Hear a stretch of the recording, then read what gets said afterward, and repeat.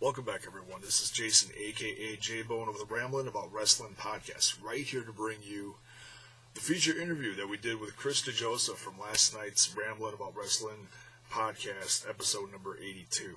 Had a blast chatting with him. Just want to say thank you so much, Chris, for coming on and doing a huge favor for a little show like ours. Here's the interview.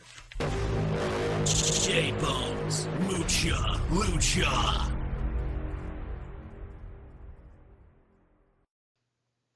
Oh, Mucha Lucha fans. Lucha Underground is back. I don't know about you, but I'm ecstatic. And this is the first Mucha Lucha of the year with Lucha Underground coming back. And tonight, as we talked about, we have a special guest tonight. Hello. Chris DeJoseph. Welcome to the Ramblin About Wrestling podcast. Hello. How are you tonight? I'm great. Thanks for having me. Yeah, thanks for coming on, man. Yes, thank you for being here. You've been pretty busy lately. Yeah, very busy. It was very hard for me to get on the phone with you guys today, too. I got stuck in traffic coming from Hollywood. We had an audio episode 6. So I thank you for letting me come on so late. I apologize for the other times I've probably canceled. And it's cool to be on here and talk with you guys. Well, first of all, we want to congratulate you on season 2 starting up again with quite the first episode. And secondly, we want to congratulate you and everyone else involved in Lucha Underground on season 3 being announced a few days ago. Yeah, it's been a whirlwind week for us. So it's been a good thing, but we've worked hard at it. Everybody from the talent to the crew, everyone involved, and I'm happy that Lucha Underground will continue for at least one more season after this. So it's a good thing. That is incredible, and to get the backup support from the El Rey Network and all involved, that is tremendous. That is absolutely so. What's the relationship between you and El Rey? Like, how did Lucha Underground form? That's my main question. Well, I believe at some point in some time, like AAA, Dorian Roldan from AAA, and Mark Burnett and Robert Rodriguez and the El Rey Network kind of ended up somehow all kind of wound up together talking about making Lucha Libre in America. And, Robert had this network, and I knew that they had some ideas about, making a Lucha Libre show for the El Rey Network. I found out about it after, some of the initial planning stages had begun, the idea to make this show. And I got hired by Eric Van Wagenen and Mark Burnett Productions. And then at that point, I went on and we just kind of started to decide what this show was, who we wanted on this show. And the rest kind of is history from there. Now, you are listed as a co-executive producer. Correct. What kind of jobs or what kind of items do you perform for the actual TV show? Well, I have a staff of writers with me, so I write and book the show with them. I run all the rehearsals. I make sure I help find talent. I help make decisions. I help the show through post, give notes, watch cuts. Pretty much everything from a creative end of the show I'm involved in at some way or some form or fashion. Right. Okay. So how involved is Robert Rodriguez into your daily production or even maybe a yearly production of the show? He's very involved. I know he reads all of our scripts, gives notes if he has any. He gives he watches cuts of the show and gives his feedback as well. So he's very involved in it. I mean, not to mention he's got so many other things going on, like having his own network, making movies. So he's in a band. Robert's got so much stuff going on. So it's really cool that he definitely gives his feedback on Lucha, and I have a chance every time I've had a chance to talk with him. He's like super excited about the show and about what it is. He loves it. So that's pretty awesome. My another question that I have is you guys have a very different product versus WWE, TNA.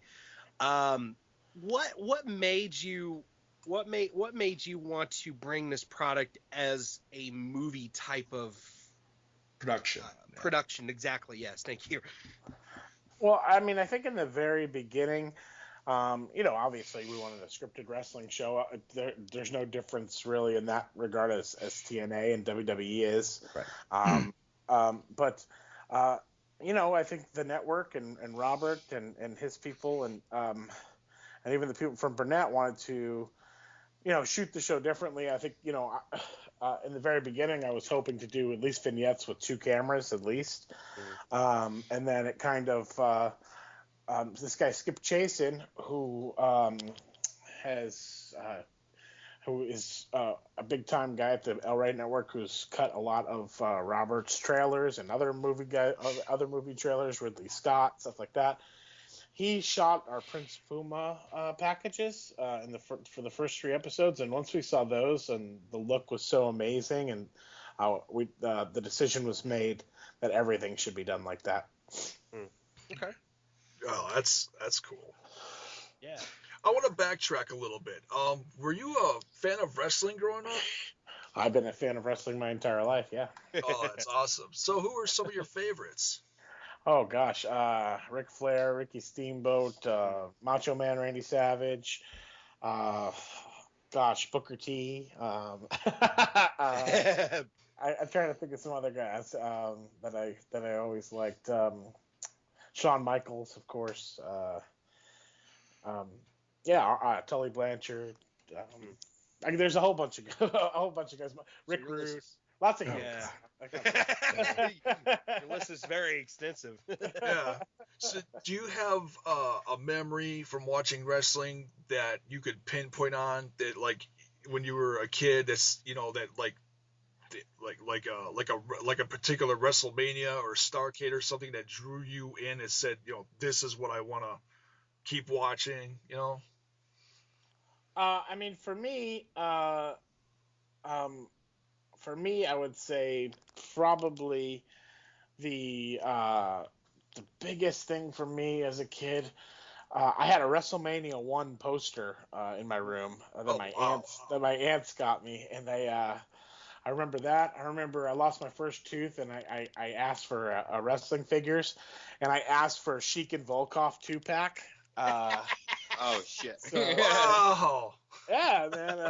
So I remember that. I'm just trying to think of some of the other things. That is awesome. I mean, watching NWA with my cousin. I'd always watch NWA with my cousin at his house, and then WWF at home. And so that was really kind of how I got into it, and kind of fell in love with wrestling. Going with my dad and my uncle, or even my neighbors to a high school football field and watching, the Killer Bees or somebody like that, that is great stuff. Yeah. That's awesome. Yeah, I have a really off the wall question, and I just want to let you know I am considered the asshole of this group, so I apologize if this comes across wrong. It's not meant to. Okay. Jim Cornette went on record a couple days ago and said some pretty bad things about Lucha Underground, including saying that it's horse shit. Yes. I disagree with Cornette on this. I normally listen to Cornette, and I think he's got a pretty good handle on the business. On this one, I disagree with that. What is your response to Cornette? Oh gosh, I mean, he said some pretty mean things about me when Lucha Underground first started, and I think that's just Jim getting some attention and getting some attention for the I mean, I think it's helped get attention for Lucha Underground too, so that's a good thing too. But I mean, for me, I think it's a little out of touch, and I think that wrestling is never going to be the way I think that he's describing it to be. I don't think it's ever going to be that way again, where people are going to say, "Oh, it's a legitimate sport," and I don't think so. I think that I think that wrestling needed to evolve and needs to evolve. It's been that same WWE format now for 20 plus years now, and I just that's kind of my feeling on it. I think that it can be so much more. It can be, and you know what? To some people, that format of the real sport and the way it's presented, sure, that's a cool way to do it, and it can be presented that way. But I mean, I think our way can be presented that way. If anything, it offers more jobs for the guys and talent that are out there. And it gives more ways for wrestling fans to enjoy the product. And I think, to me, that's the most important thing, is that, hey, if fans like it and they want to watch it, then let them watch it. I don't think that Lucha Underground is killing the wrestling business. If anything, I think we're helping it to evolve and helping it to change and helping it to show that it can be something else than what it has traditionally always been. And that's the thing. Absolutely. He did say some positive things, at least, about it.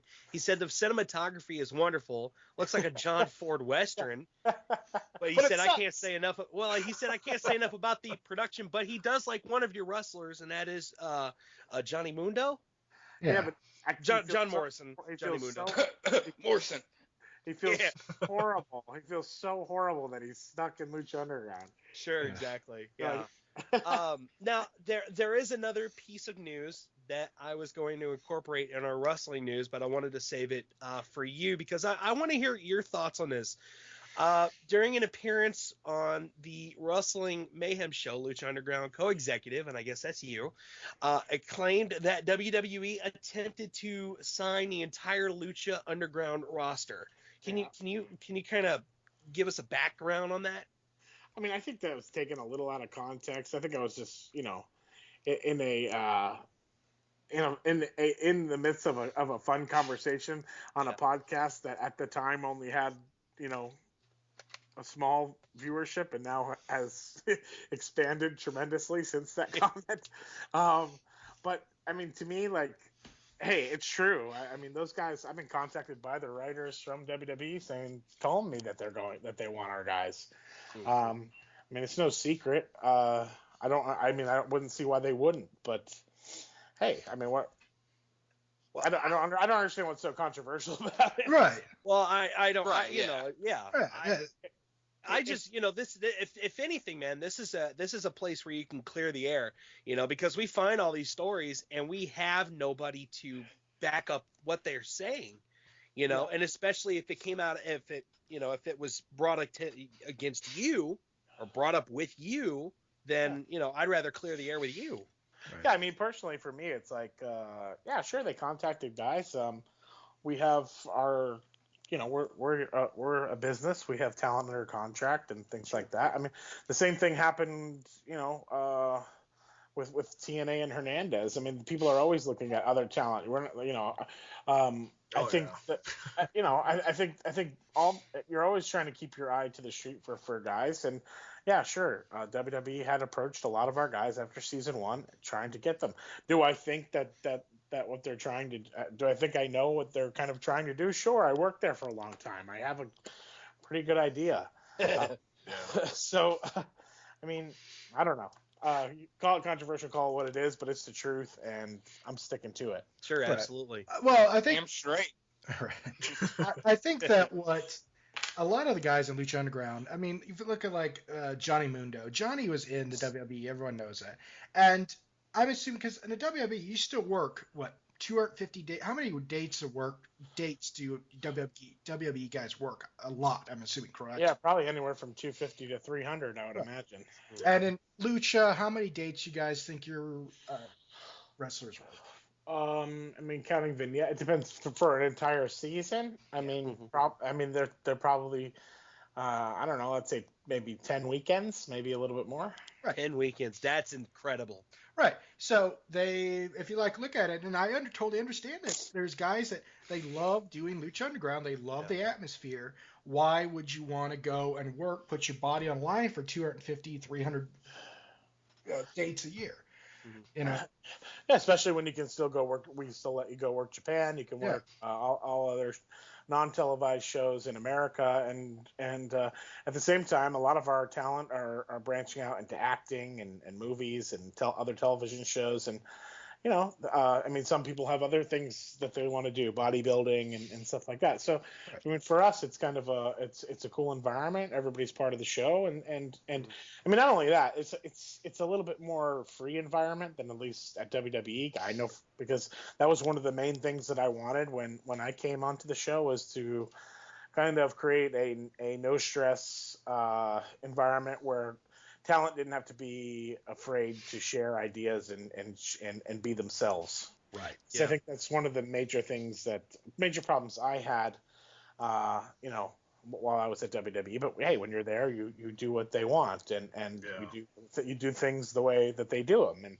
not to say that it's wrong, because they've done a damn good job doing what they're doing. So, So I have a question now. When dealing with promos and you're actually out on the ring doing a promo, does your writing team and production team and everyone in the back allow for flexibility for the wrestlers to kind of, yes, they have to say these words, but also allow for flexibility to help promote their personality and stuff like that? Well, yeah, I mean, we take a conscious effort, and when we're writing everything to try to, and booking the show, to give everybody on the show some sort of importance. As far as, if a talent has a promo that's written for them, I mean, lots of times some guys prefer to just go out there and read what's written for them. Some guys will offer some tweaks to that, and you work with them as long as you get these story points across. There are other guys on this show that have never been on television before, and it's a different experience doing wrestling for television than doing wrestling for, in a gym full of people. It's a big difference. So, you try, we work on things, we get better at things, and we allow freedom, and we allow input, and we allow everybody to kind of have their feeling. But in the end, it's usually a compromise that's made between everybody involved, so that everyone's happy, and we tell the best story that we can. Right. And that really does come through. Is you could definitely see that there's a difference between the Lucha Underground product and the WWE product. Yes, both are scripted, but like every other wrestling group is. But you could just see a difference. It's just not as formulaic. It's just, it just seems real. You never know what's going to happen on Lucha Underground. Like, if you watch a WWE product, you can pretty much predict what's going to happen on that show, or what's going to happen within the next 10 minutes. If you watch Lucha Underground for an hour, you don't know what's going to happen. And watching the premiere of season 2 was just phenomenal. I mean, the wrestling was phenomenal on that. Oh yeah, it's surprising too, the stuff that happened.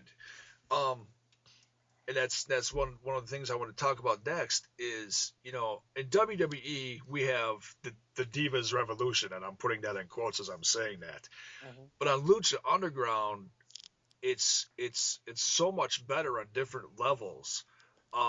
Is that something that it's a collective effort from you guys, or is that something that Robert Rodriguez wanted specifically for the show? Because I know that Robert Rodriguez, in his movies and other things, he always has, portrays women as a very, I don't want to say dominant, but equal, as in, they get their shots in too, and very powerful presence in their, things.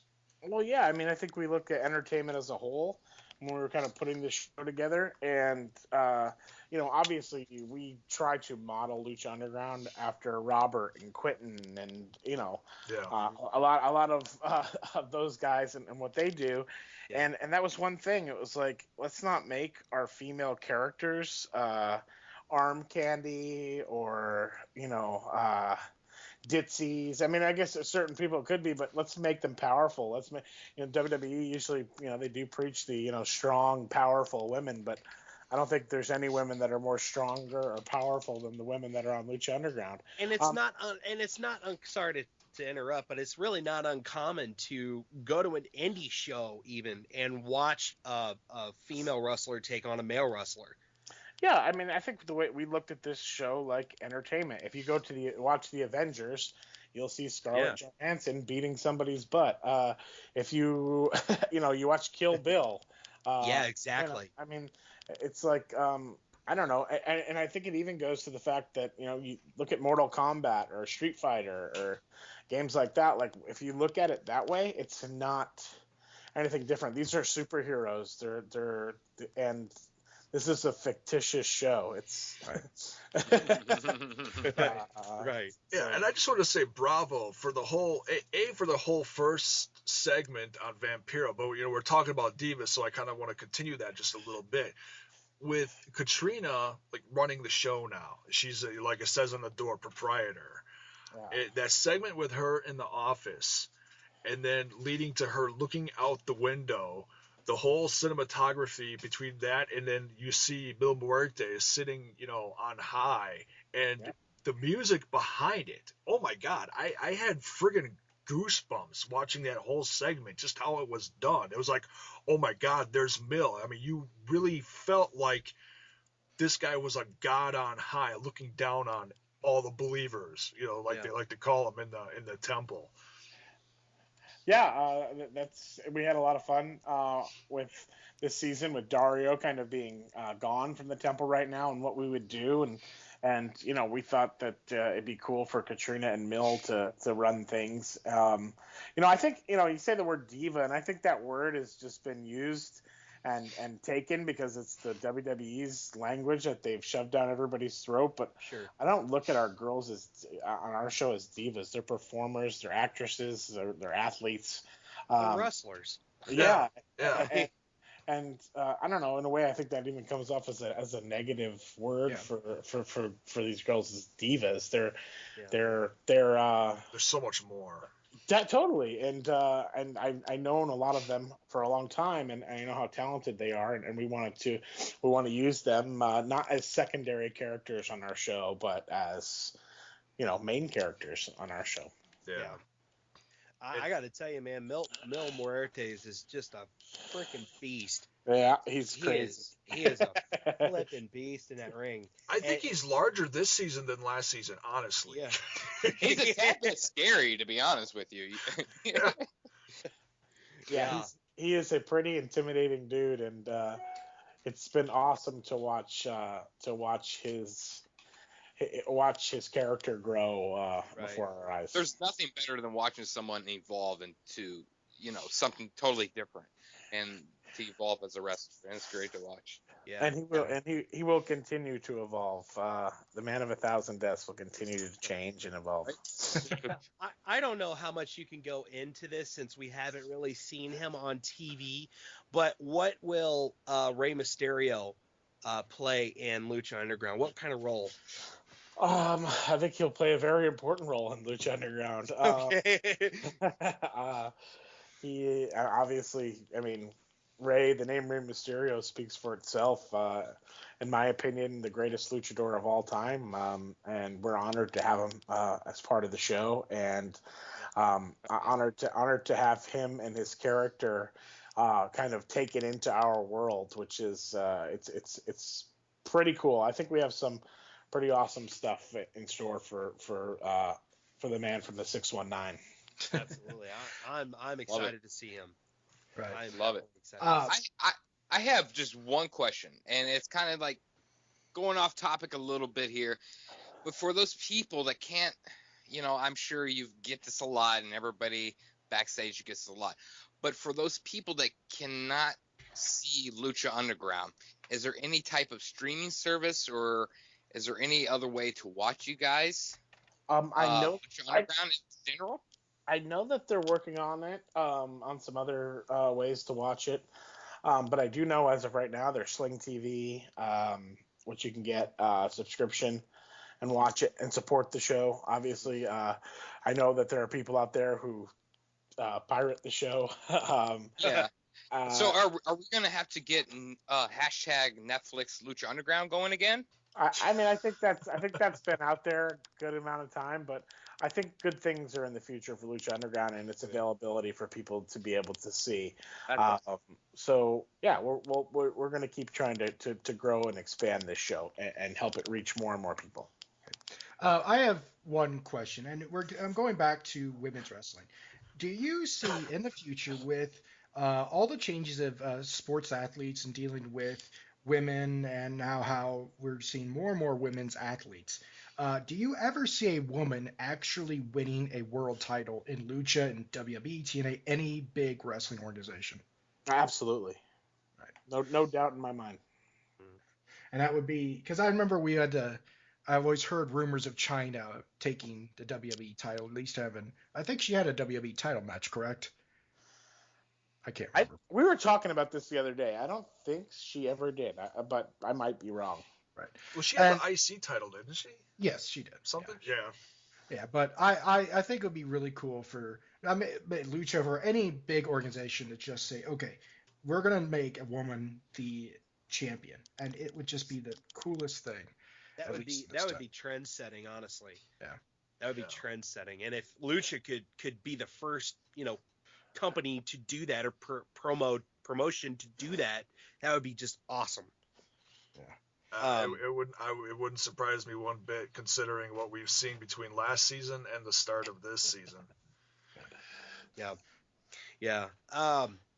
Chris, I don't know how much time you have left with us here, but I know that J-Bone wanted to ask you your previous roles in wrestling for the people that don't remember you or don't know about you. Oh boy. Can you give the people out there a little preview of what they don't know about you? Well, I was born in Connecticut. I was raised in Las Vegas. I'm sure that's not what you guys are. No. We know. We know, but for the people out there, I didn't know if that's something that you were ashamed of or just didn't want to talk about it. Or I've talked about it plenty of times. I have an alter ego owned by Vincent Kennedy McMahon by the name of Big Dick Johnson. So yeah. All right, now I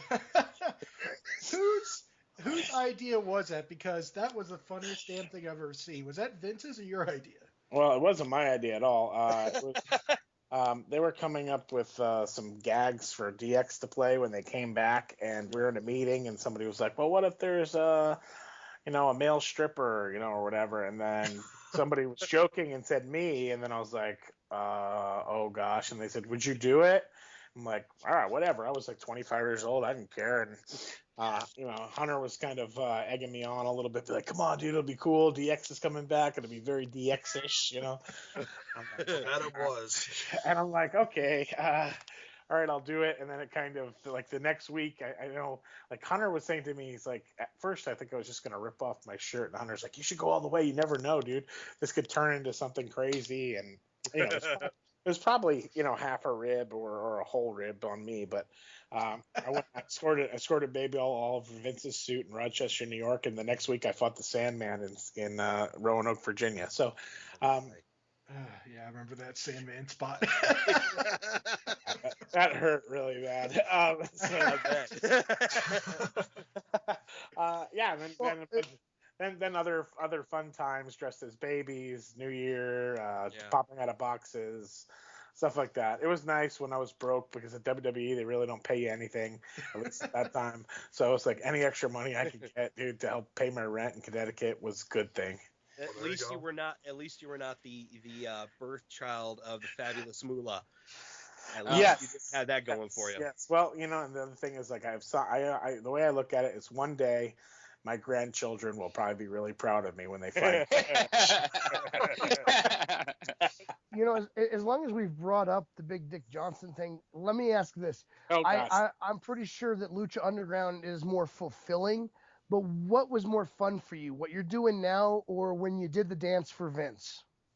What was more fun for me? What I'm doing now, for sure. I mean, but when I was at WWE, I did more than just that, I wrote almost 1,000 episodes of television for them. So, like for me, I mean, I was doing that, and it was stressful and stuff like that. And here, working for Mark Burnett, it's been like so awesome. They're so cool to me. They let me kind of do my thing and let my team do our thing. They trust us, and they let us write. Well, and it seems like you have more of a timeline than you do with WWE, where it had to be like, you had two flagship shows within the week, and then possibly writing ideas for pay-per-views and stuff. Yeah, but at the same time, like a lot of stuff in WWE is planned out well in advance. It's just people just change their mind there every second. Yeah. They don't commit to they don't commit to the storylines, and then politics get involved and everything else. And somebody does something stupid on a house show one weekend, and then it's like, oh, we got to throw the entire storyline out. It's just to me, it's just it's counterproductive, and and I mean, there's times where we had storylines planned out for months and months, and then they just get dropped halfway through, or you work on something you think's really cool, and they never even give it a shot. So. Somebody was asking me the other day of like, oh, what's your favorite idea that got turned down by WWE? And I said, I had so many ideas turned down by them. That doesn't matter. I mean, for every one you get in, you're pitched 99. So it's Sure. That's kind of and it's also got to be rewarding that you write for a product that is fairly new versus writing for a product that's been around for years, and you gotta understand of the kind of reactions that your storylines get in WWE versus Lucha Underground, which Lucha Underground has a very, very responsive crowd reaction. Whenever something happens, the crowd loves it in Lucha. Sometimes in WWE, whenever something happens, it's silent. Because every city is different. And that's why I think that's why I connect with. That's one thing that I connect with Lucha with, is that the crowd loves it. They eat it up. Yeah, I think our crowd, they're almost a character in the show by themselves, and I think that has kind of helped the show in many, many ways. I also think that we've really focused on the storytelling thing. You got to understand that crowd, they have no idea about anything that's happening backstage. Our announcers have no idea about anything that's happening backstage. Everything we do backstage, there are other talent that are on the show that have no idea what somebody has done in a backstage scene. We just shoot it with them, and then that all comes out as our scripts are written already, but not everybody very few people ever see the entire full script and show. So it is. So like whatever happens inside the temple live happens inside the temple, so they don't know what matches are going to happen or what they can expect, right? No idea. They don't know why somebody's attacking. That is awesome. Yeah, it's pretty cool. So it is literally like watching an indie show come to life, because people go to, and I'm not trying to say that Lucha's an indie show by any means, but it's the fact that you have the show on El Rey, and then you have the live show, and it's great. Yeah, so somebody who comes to the live show can watch it on El Rey, and it'll be a totally different experience for them. Yeah. Oh yeah, because you've got editing and stuff that goes on, but yeah, that was going to be one of my questions. Does the audience storyline? So they have no idea. Yeah, as opposed to where on Raw everything is sequenced and they have the backstage vignettes where you watch live between matches and stuff. Yeah. And okay, all right. Oh, that explains a lot then. Chris, I have probably just my final questions, or two questions possibly. Do you find it's easier or more difficult to write for a older age demographic? Because I'm assuming Lucha Underground does have a appeal to a higher age demographic than, let's say, WWE, which they're focusing more on the PG era. No, I think it's a lot. At least for me, it's a lot more fun to write something more sophisticated and a little bit more aimed towards older teenagers and adults, it's a little bit more fun for me to do that rather than writing silly, the edgy, rather than goofy, goofy 20-minute in-ring segments where people do stupid crap, and it's just so much better to me. The other thing is the other thing I don't miss is writing 20-minute promo segments that really in 2 minutes you could have just said the same thing, but you had to get everybody has to come out. It's it's crazy. Yeah. So you're kind of like us when the Authority or Triple H comes out and you have that 25-minute promo talking section at the first start of the wrestling show, and there is no wrestling for a good 30, 35 minutes. Yeah, totally. I used to have to write those, dude. We're talking pages and pages and pages of dialogue, and then it's just be we could just say that Roman Reigns is going to have a match tonight in 2 minutes. Set it up. Let's go. It's very WWE is very corporate. That's the only word I could think of. It's just corporate, and they have a formula for doing things and making money, and they're not going to change it because they make money. Yeah, the funny thing is those promo segments usually rate the highest on the show, so that's why they continue to do them. Yeah, and that's one thing that as wrestling fans, I think some of us have changed over the years. Dizzy and I have had conversations where he's told me that he watches all the promos and skips the matches, and it's hilarious because that's where I was several years ago, and now I skip a lot of the in-between crap and just watch the matches. Yeah, I kind of skip through it if I ever watch it. I kind of watch the promos too, but I can't. I watch the backstage scenes. I can't stay for the whole in-ring thing. If it's longer than 8 minutes, I'm out. I hear you. One thing I wanted to ask you, if you look back at some of the wrestlers throughout the industry, you look at it and be like, oh, this guy would fit in Lucha Underground, or this gal would fit really good, I think. And not to get dark or sad or anything, but last year we lost Pero Aguayo Jr. Yeah. And I know it shook a lot of the guys in your company up pretty bad. Yeah. Is that one guy who you think, looking back at how good he was, and I'm not saying I was a fan of his forever, but I did go back and look at some of the stuff he did before he passed to see how entertaining and how important he was to especially the AAA brand. Do you think you could envision him in Lucha Underground this possibly this or next season? Oh, I mean, definitely, probably this season he would have been a perfect fit, or at the end of last season, but yeah, it's unfortunate what happened, but hey, it's a sad thing, and both companies kind of had to move on from that, and it would have been so cool to have Pero on Lucha Underground. Yeah.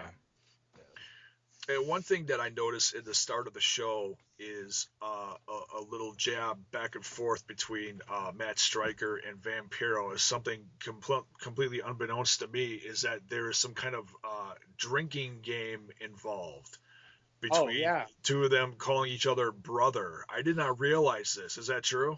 Yeah, I think in episode 8 or 9, people started tweeting about hey, it should be Vampiro's his brother so much there should be a drinking game. So then we just Vamp just started acknowledging it in the shows. So sometimes if you hear him go brother, brother, brother, brother, brother, brother, brother. Yeah, that's what he did in the first episode. I'm like, that's hilarious. I'm like, first 5 minutes I would have been drunk already.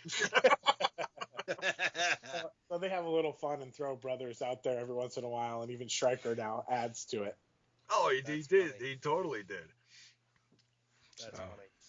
Oh, and one other thing I wanted to jump into, we mentioned Rey Mysterio before. Yeah.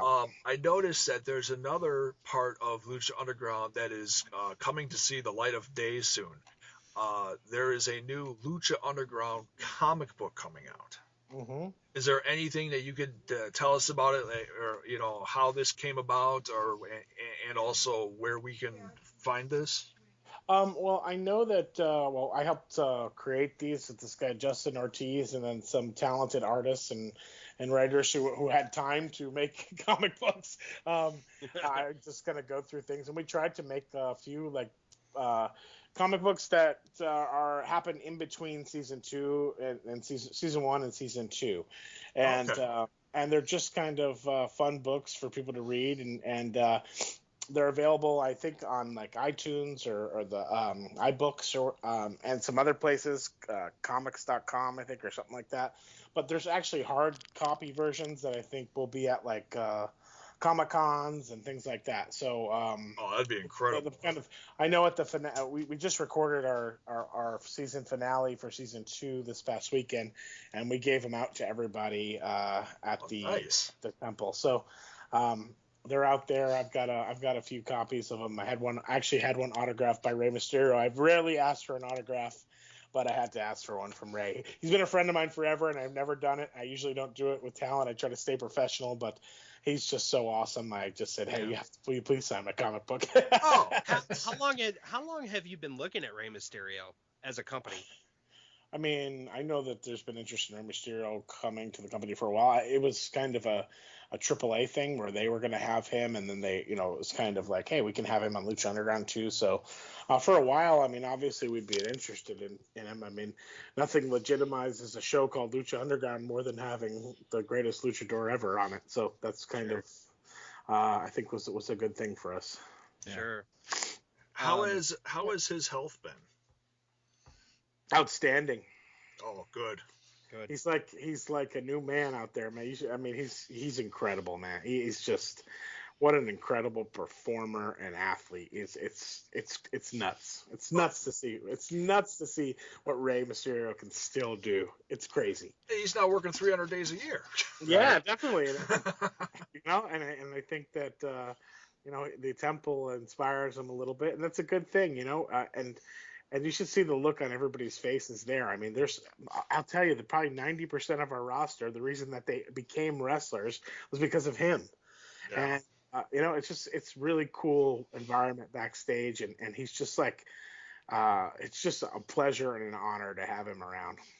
Speaking of environment, I know nobody else has brought this up, but I was kind of curious about it. How was it working with Alberto Del Rio? It was great. Really? I started working with Alberto when he first came to WWE. I wrote a lot of his stuff in the beginning, and we had been friends. So when he came in, it was awesome working with him. I had no problems at all with Alberto. He was awesome to work with, to be honest with you. Cool. Awesome. I loved his stuff from last season between him and Mundo. That was an instant classic in my opinion. Yeah, I think Alberto just had to make a decision that he felt was best for him and his first family, and that's just the way it is. It's it is what it is. I wish him the best for sure. Yeah, absolutely. Absolutely. Well, if nobody has anything else, actually, one of the things that I wanted to bring up is, amidst all the positive and negative things that I've heard about Lucha Underground, one thing that I heard from people that didn't say anything else about Lucha Underground was how great Grave Consequences was, the casket match you guys did. Yeah. Do you have something planned for season 2 that might top that, without telling me what it is or giving me any information about it? Just yes or no, do you have something that you're hoping will top that this year? I think there's a few matches that are out there that are going to be absolutely incredible. Grave Consequences was special in itself, so I don't know if that can ever be compared to anything. In a way, I felt like that match, that Aztec Warfare, kind of helped put us on the map and get some eyes in the wrestling world. But there is some crazy stuff that we do this season, so hopefully you guys, that's not for me to say, and that's for the fans out there to judge and make a decision on. But hopefully everybody likes what we got there. I will say that there is one match in particular to me. It may not stand out for the same reasons as Aztec Warfare, or as Grave Consequences, but it will stand out for other reasons entirely different. Definitely. Well, I know that everybody here on the show is super excited for season 2, and finally J-Bone has Mucha Lucha, his segment that This is he one of the created. reasons. Is when I joined this brand, the Ramblin About Wrestling podcast, about a year ago, and my love for this show is one of the things that I was like, hey, everybody talks about Raw, everyone talks about all the normal stuff that everyone talks about on every single podcast, but this was something special that just started, and I was like, hey, I'll start talking about Lucha Underground. I'll start doing reviews on here, and I started doing them on my own YouTube channel as well. I've watched them. Really? And that's when you started following me. And I'm gonna mark out here for a second. And I told the guys, I'm like, guys, you're not gonna believe who just followed me on Twitter. he was crying at that moment when No. you followed him. Don't lie, damn it, J-Bone. Don't lie in front of him. He was one of the he was one of the first people to talk about our show on a regular basis, and I really appreciated that. And I said, gosh, I'm gonna follow this and watch it every week, because that's important. The people that get behind you from the beginning are the ones who help the show become what it is. So I really appreciate that for sure. Yeah. Oh, yeah. I mean, between me and I also watch the Twitwall guys. They do a great review too. Yeah. There's a lot of fans who've stuck with us from the beginning, and I appreciate that. And those are the people. These shows and stuff like that are the ones that I try to listen to the most and hear the feedback, because it's real people talking about wrestling, and that's what I like. I mean, it's like my buddies that I hang out with at home, and I like to listen to that a lot. Absolutely. I think what we've just learned, guys. I think what we've just learned is, Dizzy, you're gonna have to stop making fun of the Big Dick Johnson gimmick, because he just told us that he likes listening to us. So that means he's gonna listen to us in the future and hear you making fun of that gimmick, and we're all in trouble. All right. I'll learn to watch my mouth. No, you can make fun of it all you want. I have no problem with that whatsoever. Oh my, that's funny. Please have at it. Well, Chris, we do surely do appreciate you coming on this little bitty podcast. We know that you're a very busy guy, but thank you so much for taking time out of your schedule to join us tonight. Thank you very much. Thank you, and to you and everyone from Lucha Underground. Keep up the great job on. Absolutely. We seriously can't wait to see what's around the corner. Just that first episode gave us friggin' goosebumps.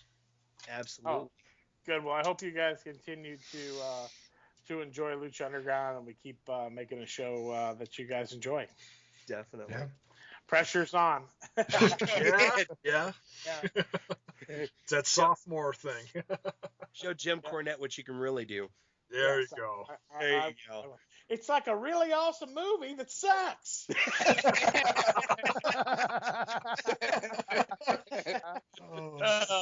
I've got one last question for you, and you can stonewall it if you want. It's fine. You're not gonna hurt my feelings. I noticed on Instagram I follow MVP. And he threw up a bunch of pictures from what looked like an after party. One very interesting one was he and Rey Mysterio unmasked. That kind of surprised me, because that's one thing I haven't seen for years. Can you confirm or deny that MVP is involved in season 2? He is not involved in season 2, but he was at the after party, and you know where he was? In the VIP lounge. Oh, nice. Okay. I was at the after party. Damn it, you just didn't see me. Oh, really? That's funny. That's funny. Well, right. I think that wraps up all of our questions for Chris DeJoseph. Thank you again, sir, for coming on this little bitty podcast and talking some Lucha Underground with us, man. We really do appreciate it. Thank you, guys. Thank you. And I think that wraps up tonight's show. Again, follow Levels of Wrestling on Twitter, and you can also find it on Podbean. You can also find us on Facebook and Twitter, facebook.com/The Ringside Ramblers, and Twitter. You can follow the show at Ringside Rambler, at Raw_Bubba, JBone5150, Max Magus, and Scumbag Jordan with 3 N's. And until next Tuesday at 8 o'clock Central Standard, we'll see you next time at Ringside. Take care, guys. Bye. Peace. Later. Right. See ya.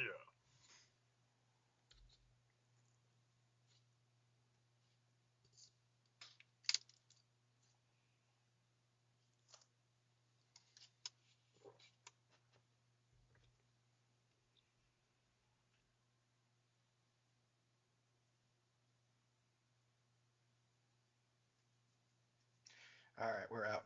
All right. Awesome. Chris, the reason I wanted to ask you if you'd stick around is, can somebody open up Callgraph and get something? Could you say, like, hey, this is Chris DeJoseph, and you're listening to Ramblin' About Wrestling with the Ringside Ramblers or something like that for us? You got it. Dude, that's awesome. Thank you so much. That's so cool. Yeah, go ahead, and I'm recording the audio right now. So whenever you're ready.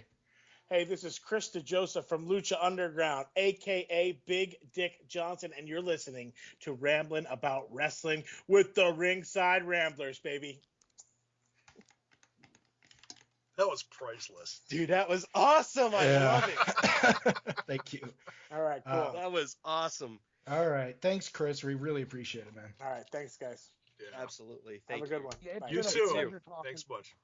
All right, bye. Bye-bye. Dude, that was so awesome, Jason. That was so cool, dude. I'm really proud. I've got goosebumps right now, guys. I'm really proud.